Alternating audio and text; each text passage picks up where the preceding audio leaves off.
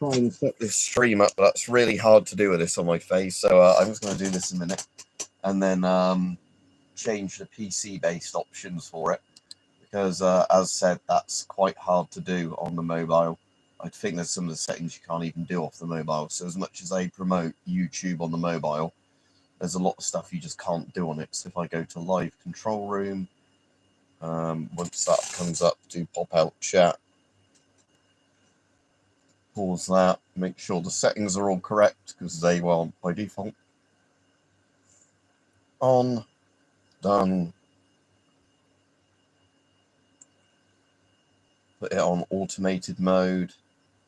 There we go. Then if I go back to a screen with a white thing again, pure white screen test, there we go, and do that, then the lighting's better. All right, Catholic Chad, so I might not be able to do the stream in this, either because people won't be able to hear me. All right, yeah, I said like that. Or, yeah, the two problems are you might not be able to hear me with this mask on, and I might not be able to read the chat, depending on how badly it fogs up. Because being the Soviet-style helmet mask, it's not brilliant for not fogging up. So we'll see how it goes. But yeah, I did a video on this mask earlier today, the Chinese TF1. So it's just muffled. Yeah, I might put a different mask on for the stream then. But yeah, as I said, this mask was the good thing with this mask at least was it's actually in sort of 40mm NATO. So yeah, you can actually buy one of these and you know, use it no issue. Unlike a GP5, where just to show that same filter on the GP5 won't thread in properly. So if I take the GP5 filter off of there, if I then tried to put the same filter on the GP5, it cross threads, which you can probably see there. So yeah, but when I put it on this mask, when it grips first, but no cross threading, it goes on properly. So yeah. All right, Alexander. Yeah, the Honeywell, is that the Honeywell ones, the ones that are really easily available in Poland? That one, because there's a Honeywell one I got. I'm trying to remember the name of it. That was like a really easy to get. No, I just collect lots of old Milsurp stuff, James. But yeah, so there was a Honeywell one I've got. I can't remember the exact name of it. It's a good. Let's put the really comfortable one on. The Fushida. Furnace Wilson, yeah, that's the one I'm thinking of, yeah.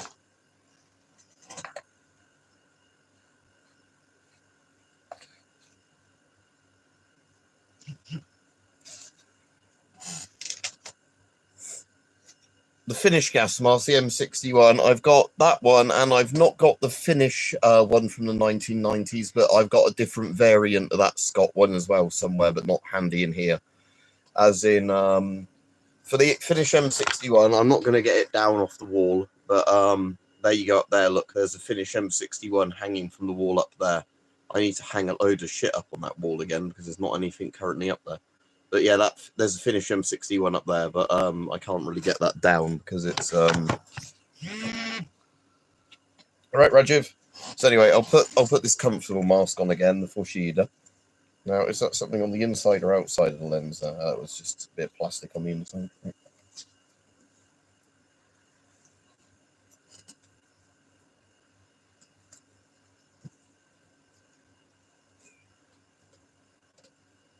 Yep. The V2 I actually prefer because it's more durable, but yeah. So, yeah, this is a lot more comfortable mask. Like we said the other day, there's not actually a voice diaphragm on this. If I talk close enough to the phone's microphone, you might be able to hear me through it. But yeah, what was I going to say? Annoyingly, oh yeah, there's first, I got a tuft of hair. Like I need to cut my hair again now because my hair is doing that on top of the mask, giving me a mohawk. So yeah, got the mohawk forming with the gas mask. Yeah, that's really strange, Rajiv, because there's not actually a speech diaphragm on this mask at all.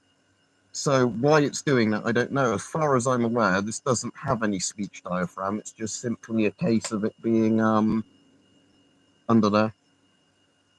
But yeah, what was I going to say? So annoyingly, just before I started the stream, the internet went down for about 10 minutes. So if the stream suddenly goes down, that's literally because the internet's died. So there's nothing I can do about that. There's a shitty BT connection. That's pressurizing, all right. Also, although this mask isn't a problem in my ear, I don't know if I've got a minor ear infection coming on again or whatever. So I've got the issue at the moment where some things that push quite tight on there are quite painful. My headphones, thankfully, aren't. So, you know, I could have these the hi-fi mans on and have no issue during doing anything because these are quite comfy. And also these hi-fi men fit completely fine with this mask as well, which is great. So yeah, you can have them on for immersive gaming.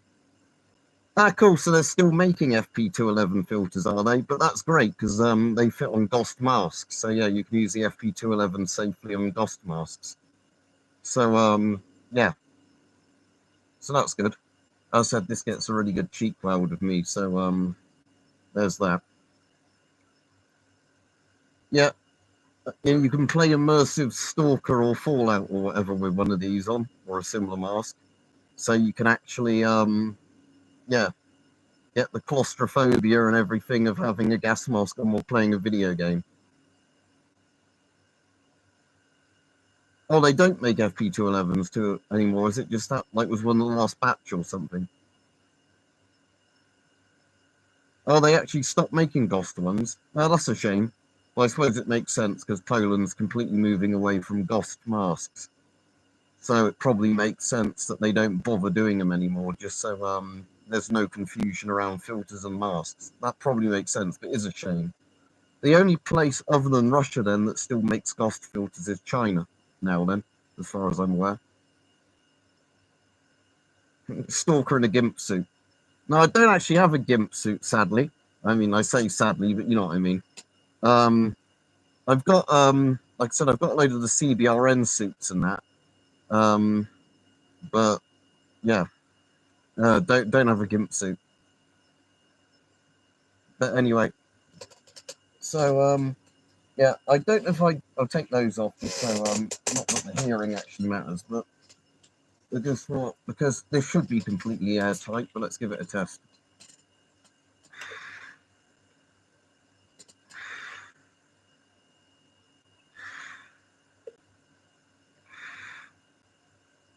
Yeah, that's completely tight, and obviously you can tell it's tight because if I do that, yeah, already not pleasant. So yeah, the this mask works perfectly, and like I said, good comfy fit. So assuming, like Rajiv said, you can actually hear me all right with this mask on, I'll just keep this one on for the entirety of the stream. I'm just going to send somebody a message that came on the other day to tell them I'm streaming now that,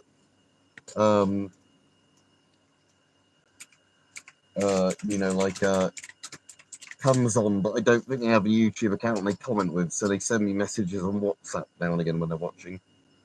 Yeah, Hype said it sounded pretty clear, which is weird. I have to listen back to this. All right, Desi Indian Prepper. So yeah, weirdly, like I said, I don't get that, Rajiv, because just to show you, like,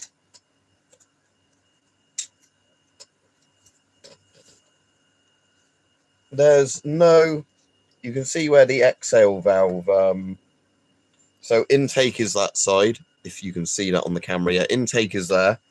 You've obviously got the deflector bit, so it goes around there with the oral nasal cup, and then you've got yeah, the cheek weld bit, sorry, the chin, the really comfortable chin weld bit. But yeah, you've just got a regular exhale valve there.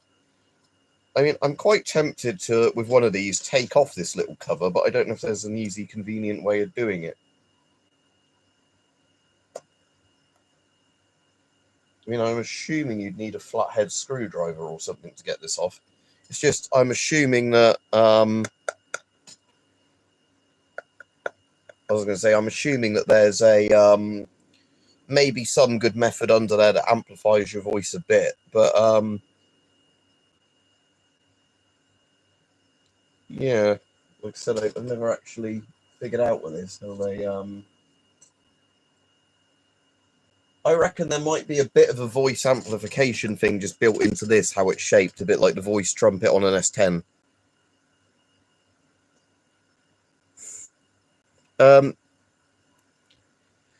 Tech and function, yeah. I mean, some of the newer masks have better bits for radios clipping onto them and stuff like that. Another thing with more modern masks that they keep trying to make better and better is if you've got night vision like goggles, so they can go down and you can get a good like connection with the night vision goggles and the mask. All right, I'm a bird doctor.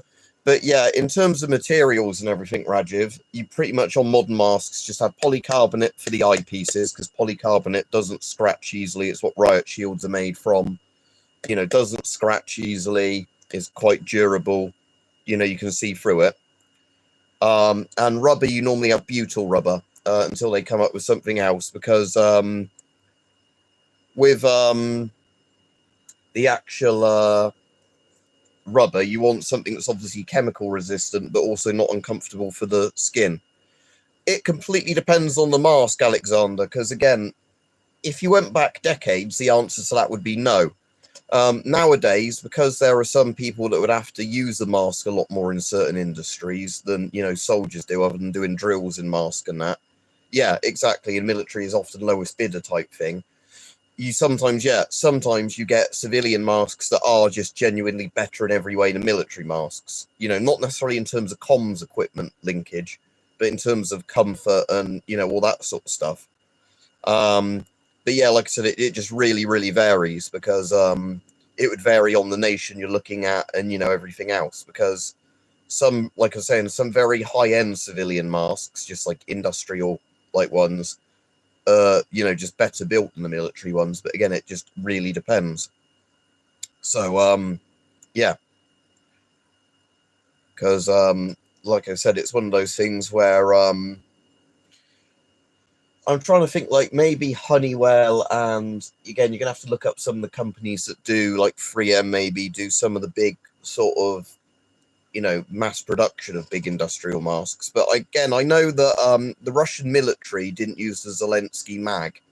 I think some Russian police forces used that, but that was better for ages than the GP7/PMKs in military service. I don't think necessarily any more of the PMK4. That Mobics probably don't get that mask anyway. But with the with like the Zelensky mags, they were made from much stronger quality. Like that's got a really, really good strong panoramic visor on it. Are simple pancake filters like 2091, 2097 enough for filter radioactive particles in case nuclear events? Let me look them up. If you mean like the 3M style ones, which I think you do, that the answer should be yes, but let me look them up for you. So 2091 filter. Yeah, if that's P3 rated, the 2091s. So 3M, I'm just looking them up now. Yeah, if they're ranked as P100 or P3, then yes, they're good enough. I mean, bear in mind, obviously, it's only going to protect you from inhaling the yeah, because let me just show you something. Hang on. All right, Rich. So on here, conveniently, because I was it was on there. Here's a P3 particle filter. So P3. And when it comes to nuclear fallout, because other than some gaseous stuff you would never normally get, most of it is particulates. You just need a particle filter. So this is very much just a 40mm version of one of those 3M style pancake ones. It's a bit thicker, but it's otherwise the same stuff.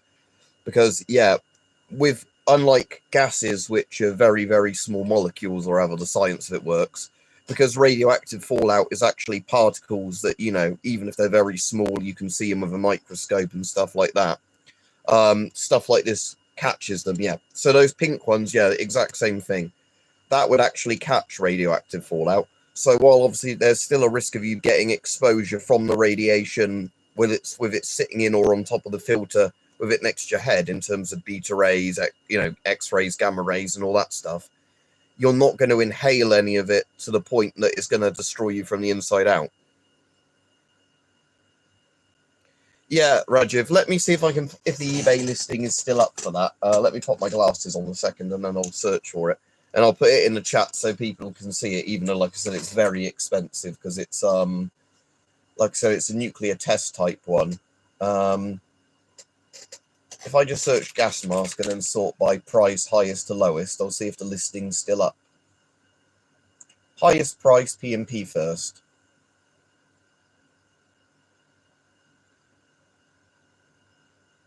There's somebody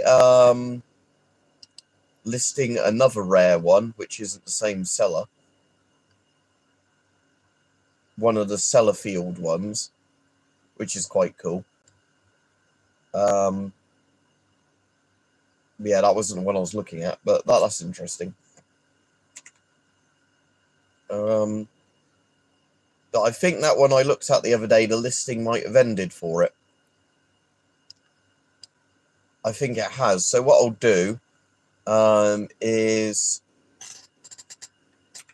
see if I can just find you that one on Google, Rajiv. Let me just do British nuclear tests or something like that, and I might be able to get the picture up of them. And I'll probably have to search then gas mask, won't I, rather, so it's not just pictures of the mushroom clouds. Then I want to actually get pictures up that are from the nuclear test, not Google just giving me random images I didn't ask for.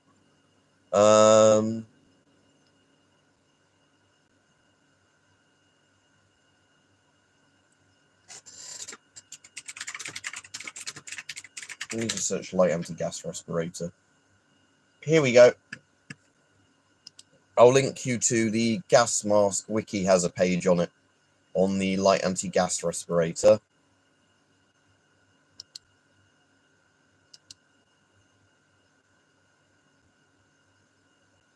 And then you don't have authorization to, oh good, the thing didn't crash out.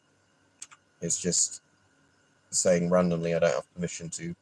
Right, hang on, I'll link some images, so 1 second. So, assuming these links work. With the tubes, if you mean the hoses, you can just daisy chain the hoses together. In terms of the 40mm hoses, other than the German military, I don't think many people still use the hoses. I am not Pakistani or Indian, if people are asking about that. I'm in England. I'm from the UK. That's annoying if it didn't work, but yeah. It's like I said, there was one of these listed on eBay, but it's obviously either sold or the listings ended. But yeah, what was I going to say?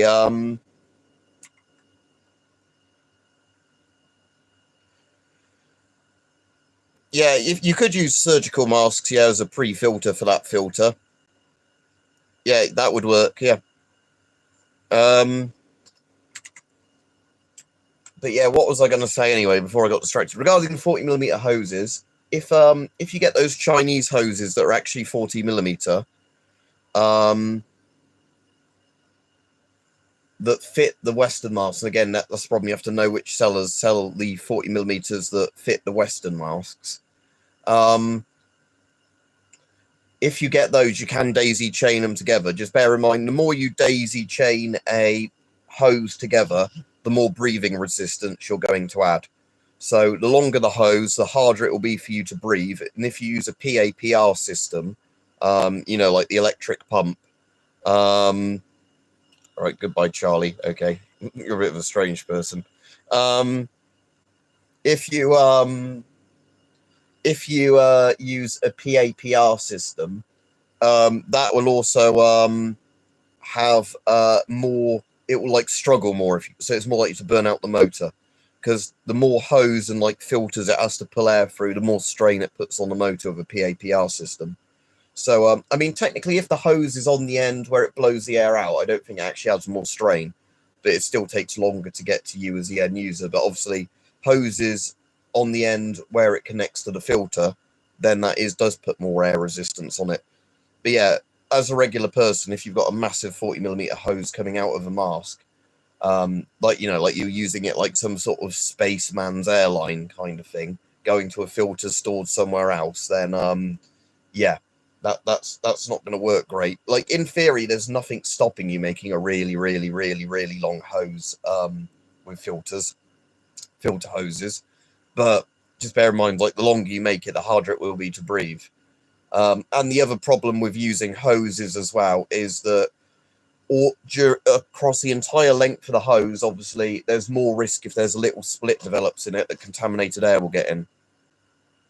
Yeah, you can just tie a couple of hoses together, like I said, because if they're 40mm hoses, just, you know, use the male to female end and extend them that way. Just, yeah, the longer you get it, the more likely you are to snag it on stuff or, you know, get rips in the hose. Not rips because it's longer, but just because you're going to catch it more likely. If you are using a hose with a PAPR system, though, if there's a tiny little split, that's all right, because the pressure from the PAPR will force air out of the rip in the hose, not the other way.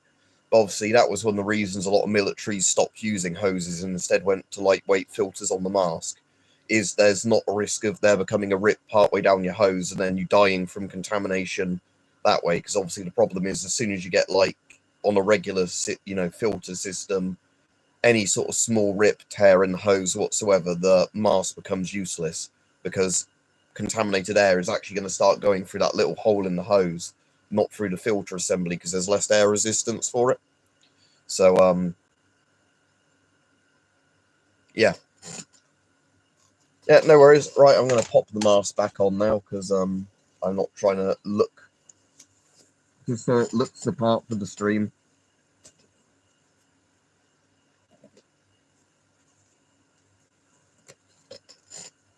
Yeah, get my mohawk back.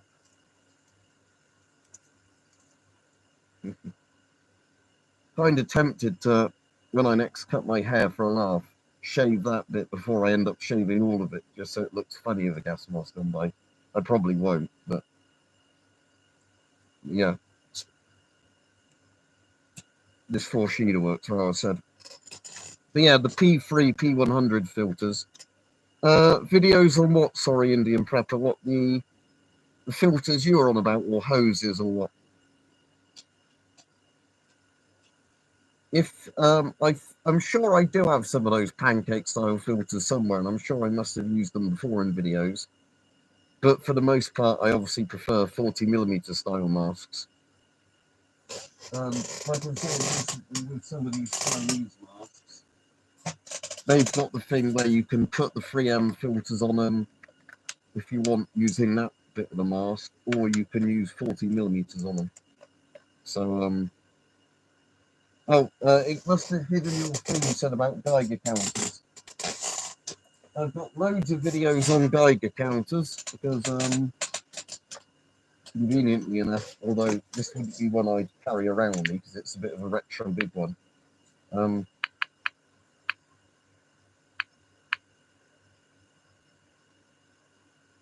I've got lots of videos on Geiger counters.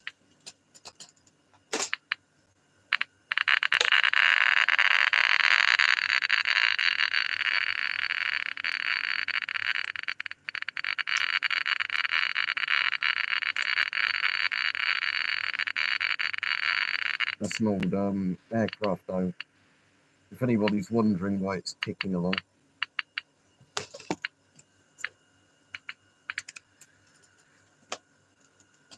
Let me just put that back there so it doesn't have any risk of falling over. If my UV torch is handy, because I did see that the other day.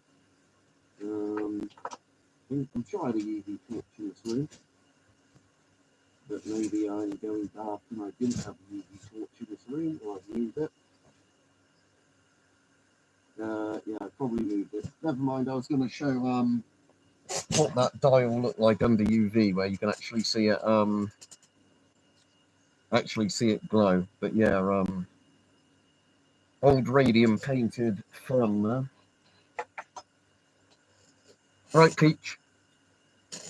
But yeah, in terms of Geiger counters, one of the best ones I can recommend that I'm sure is still on my desk. Hang on a second, all the crap on my desk.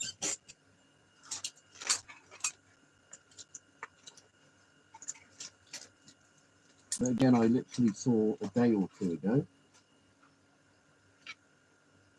There it is.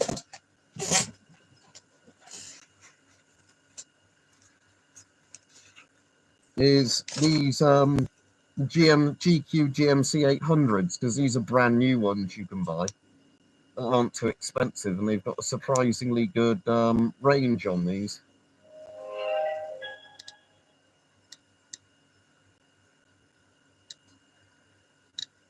So in a second it will go to background radiation level.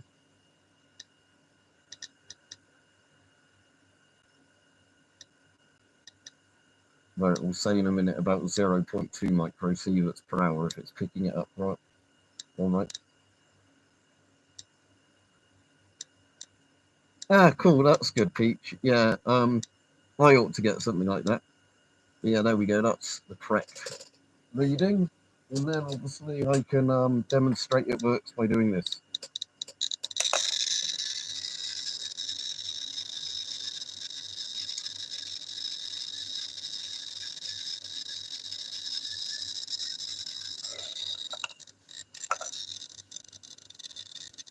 I think that's the tube bit there. Yeah, it is.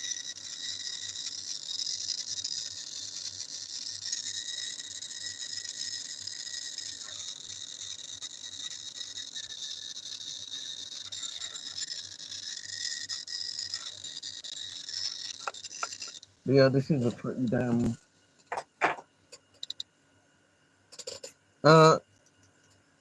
No, you don't need to lower the sensitivity because it's a digital one, so you don't use ranges on it. Geiger counters, if you lower the sensitivity, they wouldn't work.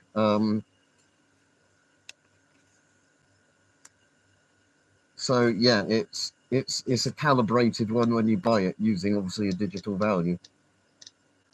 No, this is beta and gamma. For alpha radiation, you need one with a pancake probe or just a flat probe. So for those, you normally have to spend a lot more money. Well,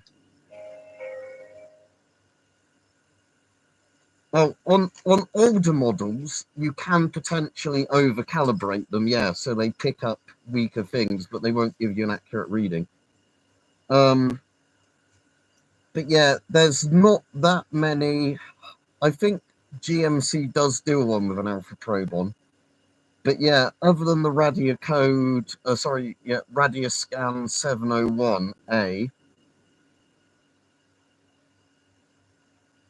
701A, solar radiation is an ionizing radiation. You can get detectors for ultraviolet, but that's different than the ionizing rays of X-rays and gamma rays and things. So that is obviously like a skin cancer risk, UV, but it's not ionizing radiation. It's not like, you know, nuclear fallout. So some glass tube Geiger counters, if you expose them to UV light, will get readings. So, but yeah, most Geiger counters specifically shield the tube so light won't give them false reading. It has to be, you know, penetrating enough to go through the first layer of your skin. That's why you get germicidal UVC bulbs, which are ones that are able to kill germs, and they damage your eyes and burn your skin if you look at them. And there's been a couple of things where people put UVC bulbs rather than UVA bulbs in like light displays and injured people. Yeah, you definitely want to be able to detect alpha radiation, but yeah, you'd need a much more expensive counter to do that, because like I said, I've got some, but I'm trying to think off the top of my head what companies do them that aren't stupidly expensive. But the problem is, yeah, for something very sensitive that isn't an old surplus one you might look into for alpha radiation, you're going to need something like I said, a Radioscan 701A that has an alphabet on the back of it. I think my Radioscan's in the other room on here, so I can't show it. Yeah, it is. My Radioscan's in the other room. I don't have the GMC equivalent, but let me just look up what the GMC one is. I think it might be a GMC 600. Because if that's a GMC 800 I just showed off, I think it's a GMC 600.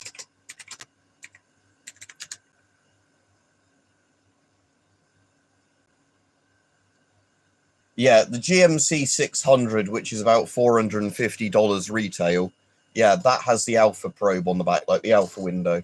But yeah, sadly, you have to pay quite a lot to detect alpha radiation. You can do it with an ionization chamber, but most of the cheap ionization chambers or cheaper ionization chambers, again, are for really scary levels of radiation, not for, like background levels of radiation. So you, again, can't really detect alpha with those unless you're detecting so much that it's, But again, if you'd had food or water exposed to fallout, it's probably going to have beta and gamma in it as well as alpha. So, in theory, if any Geiger counter started going off next to any food or water, you'd know if some, crap had got into those sort of things, if that makes sense. Because, alpha is quite short-range radioactivity anyway in terms of how far it can travel. So, yeah, so in theory, yeah, if that makes sense, what I'm sort of getting at. But I mean, what you can also do if you're into electronics and barely spend any money at all is buy an old Soviet alpha Geiger Miller tube off of eBay or somewhere and wire it up into a device yourself. If you're into electronics, because this is an alpha tube on its own, but obviously, unless it's connected to a Geiger counter, then at the right voltage, it won't work. But yeah, you can buy replacement GM tubes a lot cheaper than the Geiger counter if you're into electronics and just build one yourself. Especially if you're just connecting it to a speaker to measure how much it ticks or whatever. But yeah, anyway, I won't be on too much longer, I'm afraid, because like I said, annoyingly, stuff to do today. So I did a later one just because I knew sometimes more people turned up. But yeah, so those particular type like that, they're like I said, you can get the tube separately. But yeah, if you're looking for something specifically for alpha, you will need a GM 600 or a Radioscan 701A or something similar. But again, like I was saying, if you get something that picks up beta and gamma radiation, even like the cheap Chinese ones do, like this one, for example. This is quite a cheap Chinese one. Sadly, this one doesn't click, but this is otherwise quite a good Geiger count. This one, I think this is only like £30, sort of $40 worth. And again, this is still good at picking up. Well, if I get that dial back up, this is still good at like I say, picking up stuff like yeah.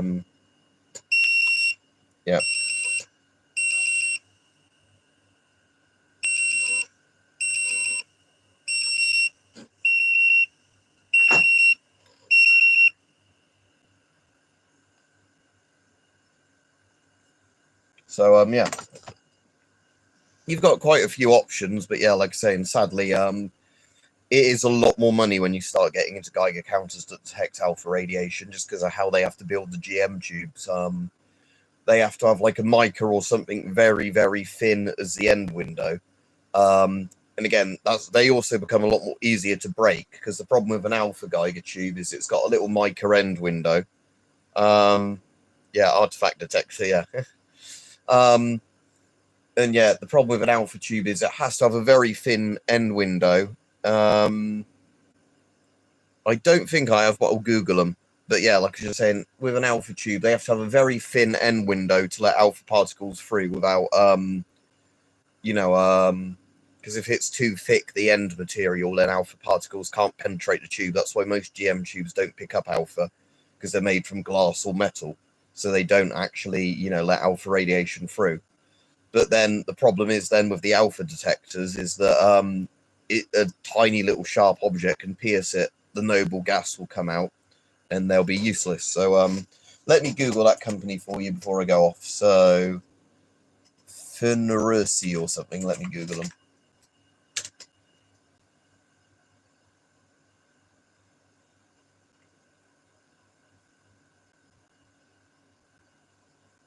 And then I want to, I guess, look up their radiation detectors. Environmental tester. Right. The GC01 nuclear radiation detector. I'm not sure if I've had that exact one or not. It looks... Let me have a look on my channel, because I'm looking at that one now in yellow, and that looks really familiar, but I'm not sure if it's just because it looks very similar to this one. I'm just seeing what the things are on it, like, you know, display. So it's got current alarm, average and maximum. This one does this. The current dose, cumulative stored. This one doesn't do cumulative stored, I don't think. And cumulative alarm, although it would have a cumulative alarm, I think.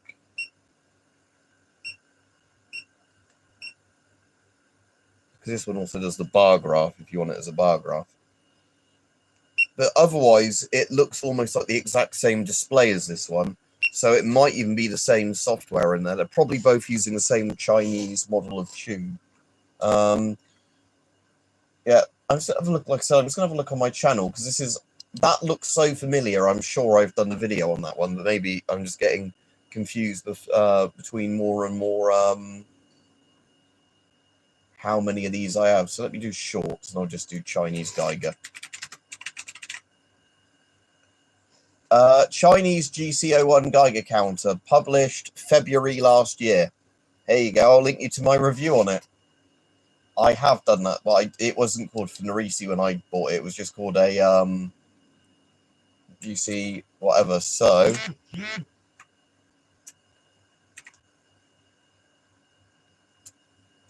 there you go, mate. There is a link.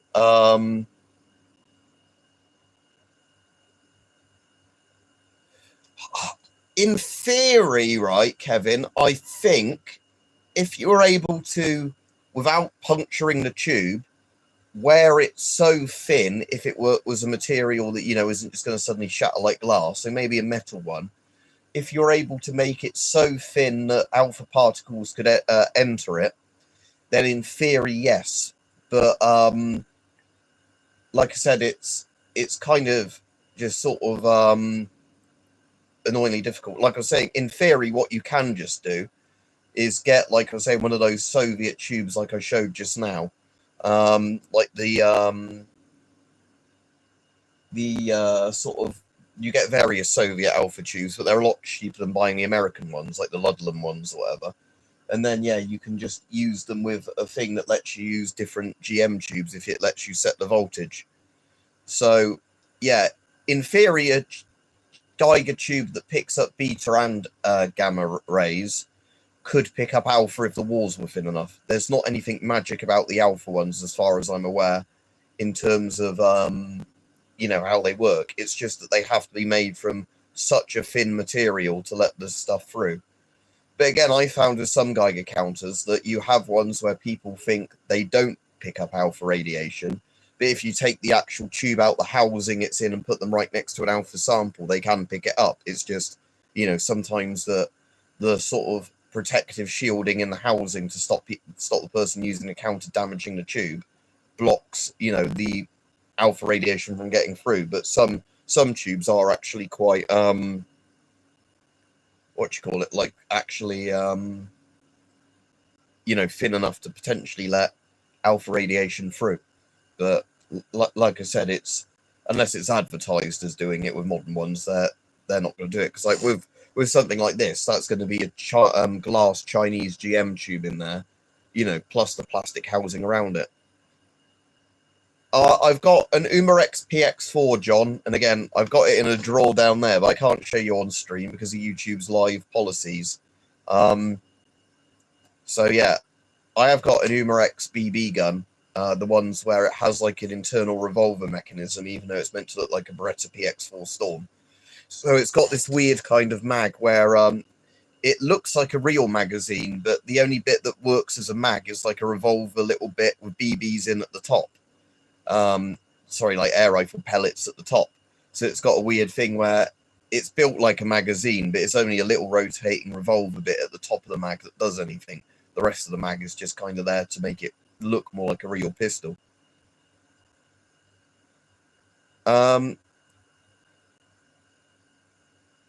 ABEC filters are the best because ABEC is A is organic gases, B is inorganic gases, E is acidic gases, and K is ammonia-based gases. So if you get one that's like ABE, then if there's ammonia, the filter's not going to protect you. But if there isn't ammonia, it wouldn't matter. The reason that military-style ones are ABEC is because, you basically just want a filter that's going to work. You don't want soldiers to have to try and use some chemical, weapons detector to figure out what filter they should be putting on their mask. Yeah, that would be a better design, Alexander. Yeah, because that would probably let you load more pellets up. But mine only gets a few shots because it's like I said, it's like a little revolver thing on the very top of just a regular mag. In the UK, I wouldn't recommend that. The UK ones are quite low power anyway, so they wouldn't work very well in a self-defense situation. And you'd get in bollocks load of trouble for having it on you. So you'd be better off if you were using something for self-defense in the UK, going full on one way or the other, having something that is potentially lethal and then, getting almost in the same amount of trouble for it anyway, or something that you could legally have on you that you could beat the shit out of somebody with. You don't want really in the UK to have that be in that really bad half measure scenario. So in terms of what people could probably, like I've said before, if you're in the UK, what I'd say you might want to carry on you, like, not that I'm advising this, but not as big as an old mag light, but if you buy one of those really bright, like, metal cast, flashlights, it's really bright in somebody's eyes if, you shine it in their face, and if you had to bludgeon them with it, and it's a full-on metal construction flashlight, it is basically a baton sort of / club / knuckle dusters, however, you hammer it into somebody's head. Yeah, air rifle is for small game, really. Again, in places where you can have the air rifles without the power limits on, like the UK, where people, can just get 20+ foot-pound air rifles, they'd be absolutely fine because, they're not quite the power of a 22 LR, but they're still, easily going to go through a jacket into somebody. But yeah, in the UK, you're better off either going down the full route of, I was in such fear of my life, I was carrying something, that was actually a proper weapon, or, carrying something with a justifiable excuse of having it. You don't want to be in that kind of horrible middle ground where it isn't as good at protecting you as a real thing, but you're also going to get bollocks by the law for it, because what's the point in that?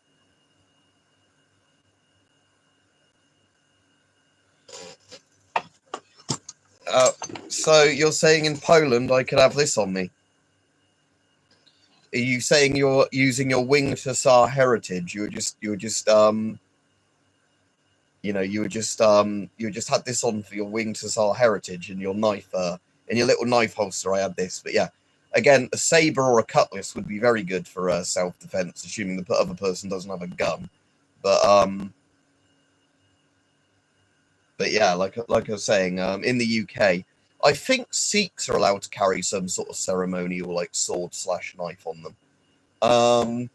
But yeah, for most people in the UK, you're not going to get away with carrying a sword on you. So yeah, like I said, yeah, with a saber like this, like I was saying, a bit like Corona Survivor was saying, that yeah, I prefer, if I had to use a sword in hand-to-hand fighting, as I've said before, I much prefer a cutlass or like my falchion, something, with a much shorter blade on it, because this to me is, even though is easier to wield than the US saber I've got, this is still a pretty unwieldy thing. Like I said, it's not too bad. It's with both the length of it and everything else, I would definitely prefer the cutlass, just because you can thrust, and recover from a thrust or a slash faster with it. But I've also got obviously bonking sticks and things like that. So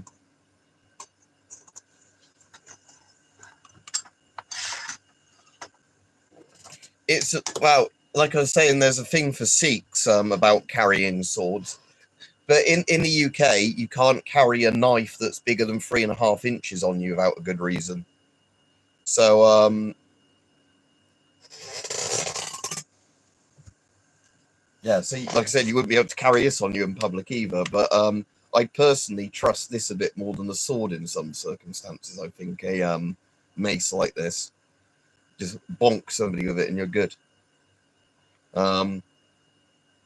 Yeah, that's the paddling. But the bayonet behind me as well on the M1 carbine, you might not be able to see. Now, the M1 carbine I technically can't show you on the stream anyway. The hang on.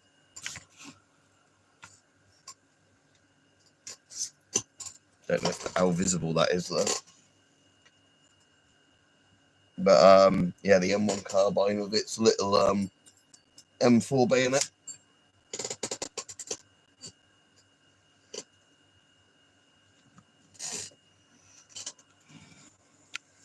Again, a lot of the UK things are really fucking weird. Again, it's one of those things where most people could probably, if they're not in an urban area of, you know, certain types, could probably carry a knife no issue. Again, in the UK, I bet if you carried a big fucking kind of what's the type of knife I'm trying to think of?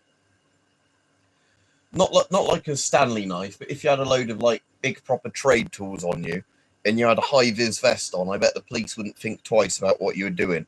Not necessarily a machete, no, but it's kind of that thing where it really depends how much of a dick the police officer wants to be, you know, like where you are and all that sort of stuff. But for example, when I went to London recently, I took my penknife off of my keyring just because I didn't want to have the bollocks of, if you go in anywhere that does security checks, you know, having some, you know, jumped up sort of doorman going, "Oh no, you've got a little knife on your keyring." So I just took that off when I went to London recently because they did like bag searches for bombs and that when I went to the theatre.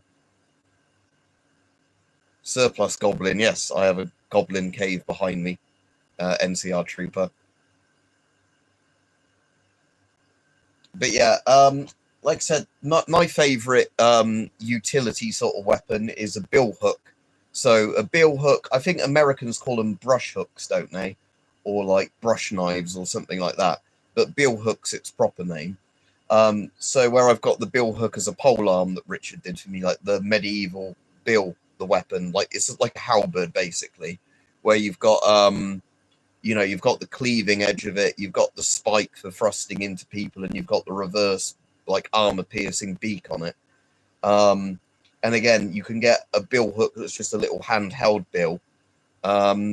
I've got the cold steel Soviet shovel, which is pretty good. All right, Windsor.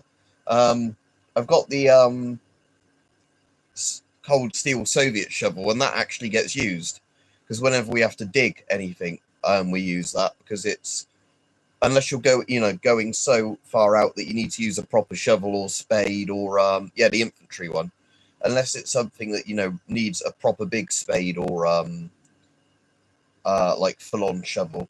The little infantry shovel is absolutely fine because it's got a big enough bit on the back you can put a boot on it and push it down.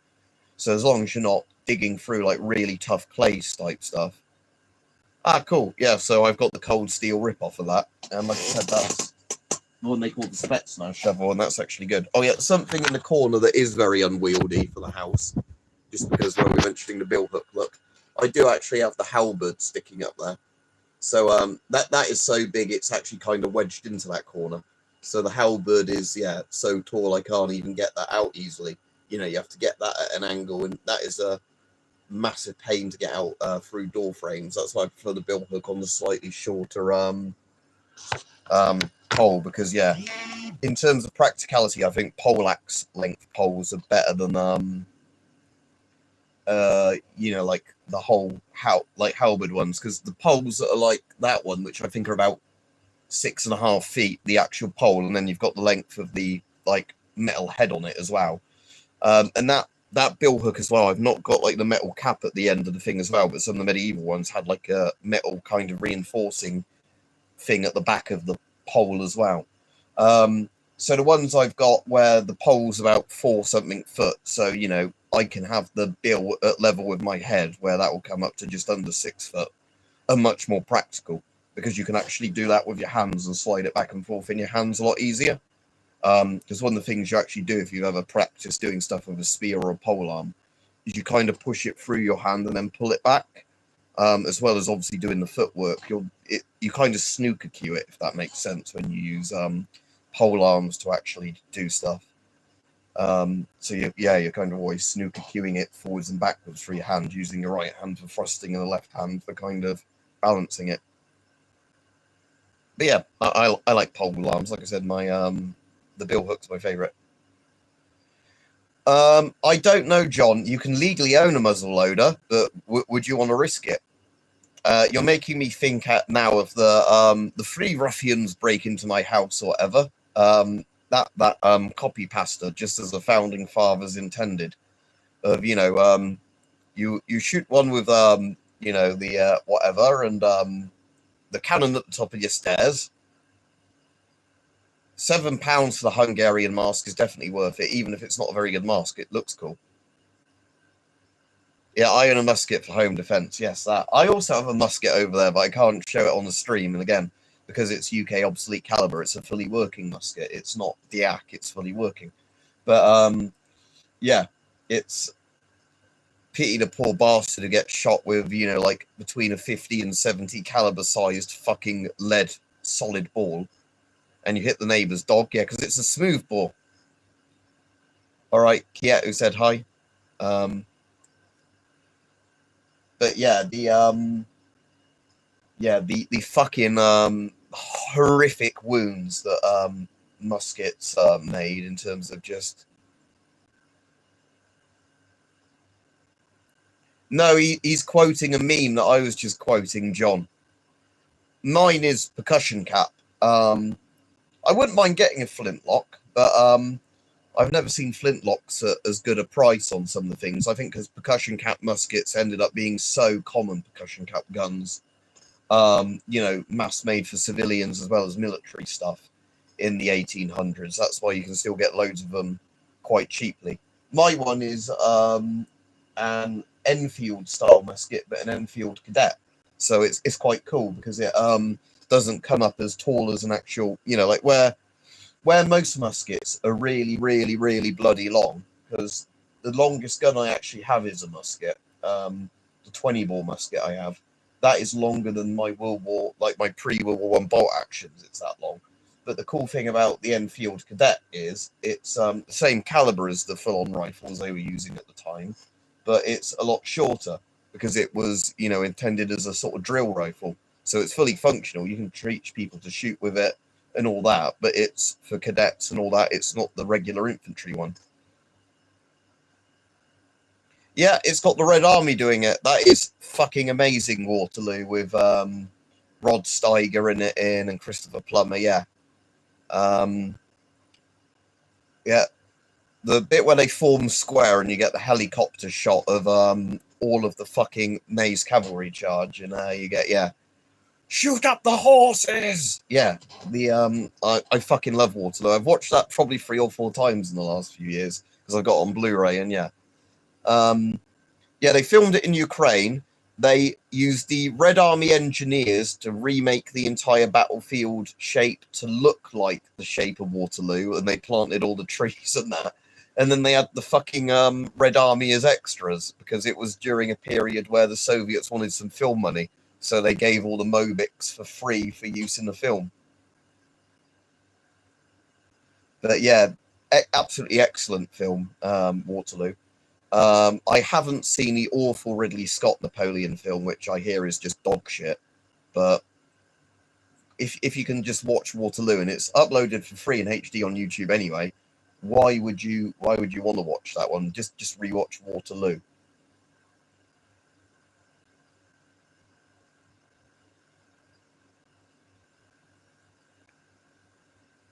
I've got my save of briquette somewhere as well, but I can't remember if it's in this room or... Oh, it is in this room, speaking of Waterloo. Hang on. Wrong way round, behind the riot shield. I Again, this is one that I need to sharpen up if I ever wanted to actually use it. But again, this is the length of sword I actually prefer, this length of sword. But yeah, the sabre briquette or whatever it was called, the French cavalry style one.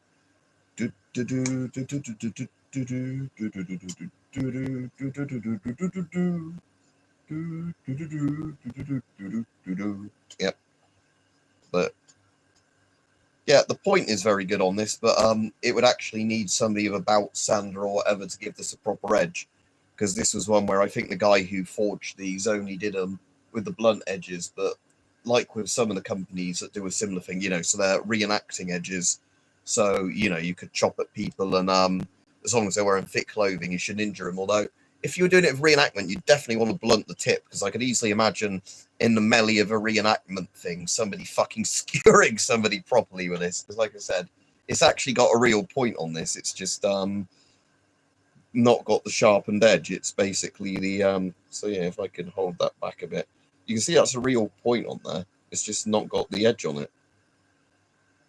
So but yeah, I ought to get this sharpened up at some point, because like I said, I wouldn't mind actually test using the sword, because it's I quite like this. It's you know, like I said, this is the ideal length of sword for me, because it's because like I said, I'm not taller than 6 foot. I'm just under 6 foot. I wouldn't want, you know, a really long sword because of, you know, like the center of balance and everything. And obviously, like we were saying before, so we were saying in the thing about, you know, going around corners and you don't want the sword to snag on stuff. A cutlass sort of size sword, even though this is technically called a saber, it's basically a cutlass length sword, is much better for 6 foot in centimeters is about 180 centimeters, I think. It's not far from that either way. If it might be a bit under, it might be a bit over, I can't remember. But I know when people are being described, like the average height is normally 1.75 meters, which is just under 6 feet. I don't know, John. It depends if they had a sharp edge or whatever, because again, lots of swords like that, it depends if they were sharpened, because generally most of the ones for parade aren't sharp. In trench warfare in World War One, most people made clubs and bayonets and that, because again, bayonets don't have a sharp edge, but you can stab the absolute living shit out of somebody with a bayonet. Obviously, that's its purpose. But yeah, for trench warfare, they actually made maces and stuff and clubs and all that, and, you know, like little shank type knives, because it was very brutal up close sort of. If you ever look at trench raiding equipment, that's fucking ballsy, that shit. But yeah, anyway, I will go off now, because like I said, I've been on nearly an hour now anyway. That's good, 58 minutes. But yeah, I'm at work at the weekend, so obviously I won't be on stream.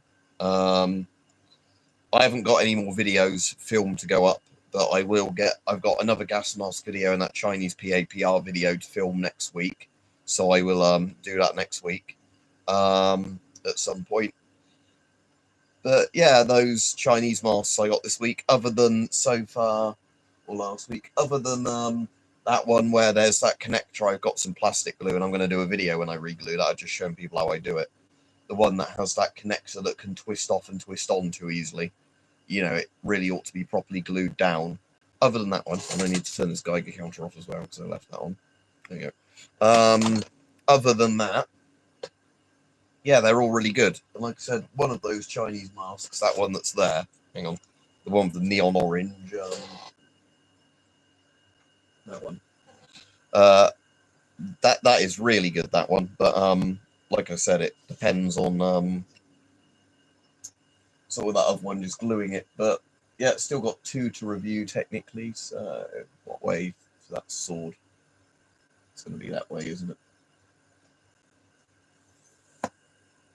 But yeah. So anyway, have a nice evening, weekend, everybody, and I will see you all hopefully for a stream Monday or Tuesday or whenever. But that's actually for a fairly cheap sword as well. For the reenact, it's got a proper thing on the bottom of there, so you can't accidentally go and stab yourself. Because some sheaths, before I go off, just have like a stamped bit of leather or whatever, or a stitched bit of leather at the end, and I always worried with those sheaths that if you ever had the sheath somewhere like that and did that, the blade. I think I've actually got a sheath where the blade started poking out the bottom of it. So you could technically stab somebody with a sword still in the sheath. But yeah. Anyway, see you all, and I'll hopefully catch you on Monday or Tuesday.